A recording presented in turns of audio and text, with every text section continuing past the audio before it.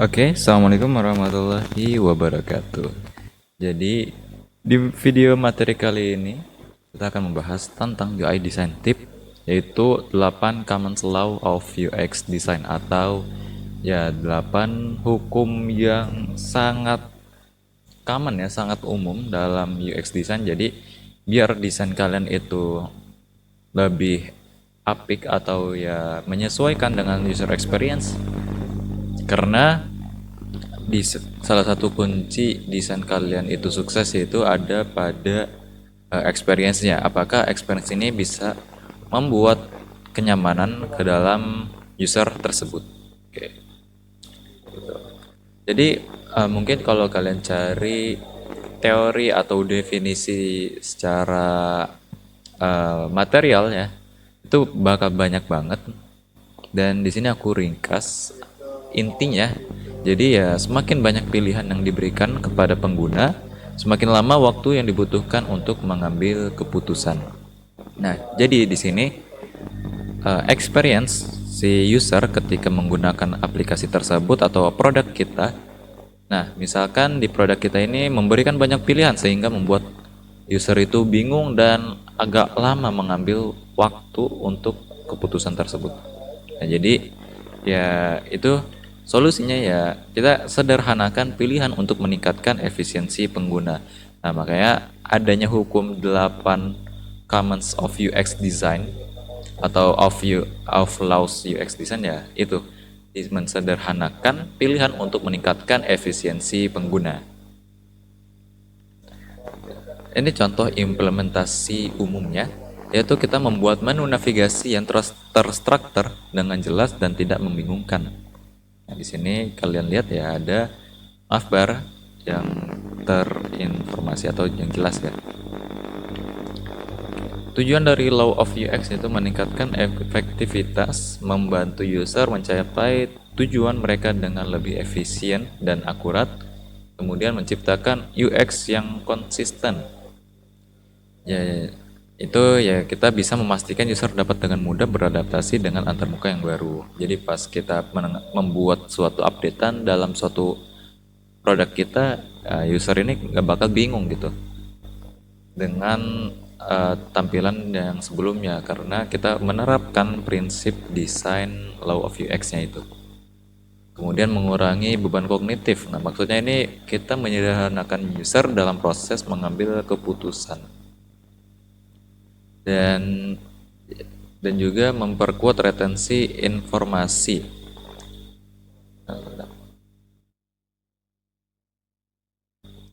Nah, ini membantu user dapat mengingat informasi dari setiap task. Nah, jadi si user ini dengan mudah mengingat informasi dari setiap langkah atau dari setiap user flow-nya. Ya, tahapan-tahapan yang dia lewati gitu. Jadi kayak misalkan kita buka aplikasi e-commerce, udah pasti kita paham kan alurnya seperti apa. Nah, ya, seperti itu kira-kira. Terus manfaat Law of UX itu ya banyak. Di sini aku cuman kasih empatnya aja. Itu penggunaan yang mudah, kepuasan pengguna lebih tinggi, peningkatan efisiensi dan mengurangi kesalahan. Ya dengan desain kita yang kita upgrade dengan menggunakan prinsip desain UX atau Law of UX ini. Jadi ya itu kita akan memberikan banyak benefit kepada user saat menggunakan aplikasi atau produk kita. Oke, kita masuk ke yang pertama yaitu ada hukum Hick. Nah, di sini menyatakan bahwa semakin banyak pilihan yang diberikan kepada pengguna, semakin lama waktu yang dibutuhkan untuk membuat keputusan. Oleh karena itu, kita membatasi jumlah pilihan untuk mengurangi kebingungan dan mempercepat proses mengambil keputusan. Nah, kalau teman-teman lihat ya, di kiri dan kanan ini ada dua desain atau dua interface yang sama-sama untuk user itu mengambil pilihan gitu. Nah, kira-kira mana yang enak dilihat, kanan atau yang kiri? Nah, yang kanan kan. Nah, mengapa? Ya karena kita intinya bukan intinya, stop. Layer in view-nya itu sangat sederhana ya. Kita nggak perlu banyak menambahkan atau memperbanyak informasi di dalamnya. Yang penting informasi yang seperti ini, yang desainnya padat seperti ini, insya Allah lebih mudah dipahami oleh user. Kalau seperti ini kan kita sama dengan memberikan banyak choice ya, atau banyak pilihan, jadi sehingga membuat keputusan itu lama gitu. Nah, kemudian ada hukum Fitch. Nah, di sini biasanya kalau kalian pernah lihat di aplikasi, salah satunya itu e-commerce ya. Misalkan di sini aku kasih gambaran, yang bagian atas ini adalah gambar produknya, kemudian judul produk atau detail ya, description. Kemudian yang di bawah sini biasanya ada tombol eh, keranjang atau bayar langsung, kan ada dua biasanya. Kalau yang di kiri ini kayak kita baca koran gitu ya. Jadi udah ada gambar di atas, tapi kita tambahkan gambar lagi di sebelah kiri. Kemudian kita paksakan di sebelah kanannya ada button. Nah, menurutku untuk desain yang seperti ini sangat kurang, atau yang nggak cocok di dalam suatu proximity atau suatu kesatuan. Kalau kita mau bikin yang seperti ini ya kita membikinnya dari memang khusus untuk layer in view-nya itu kayak khusus ya seperti ini. Atau gambar produk yang misalkan ada di halaman e-commerce itu halaman saving cart atau eh, simpanan ya, waiting list. Nah kan itu kan waiting list itu ada gambar produk kemudian ada button dan teksnya gitu. Jadi ya prinsip ini sering digunakan dalam desain tombol dan elemen interaktif lainnya. Jadi ya itu button ya, itu lebih fokus di button. Nah, di sini menyatakan bahwa waktu yang dibutuhkan untuk mencapai target tergantung pada jarak ke target dan ukuran target. Dengan kata lain, target yang lebih besar dan lebih mudah dijangkau. Jadi untuk ukuran buttonnya kita besarkan agar kita memudahkan user itu mencerna informasi tersebut. Nah, kalau hukum Jacob ini kalau dari gambar ilustrasinya sama ya. Maksudnya gambar UI dari aplikasi yang berbeda, yang satu dan yang kedua itu beda gitu. Tapi sama menggunakan uh, rangkanya gitu, apa tahu fondasi UX desainnya, experience usernya. Jadi seperti misalkan aplikasi trip.com dan juga Traveloka. Dia sama-sama aplikasi untuk travel. Ya, walaupun beda UI, tapi dengan mudah kita berinteraksi dengan aplikasi tersebut.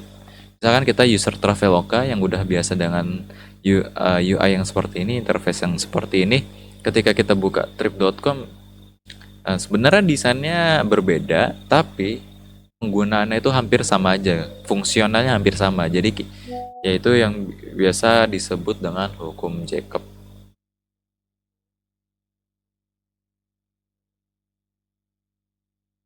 Kemudian ada hukum Miller. Nah, di sini lebih ke psikologi manusia ya.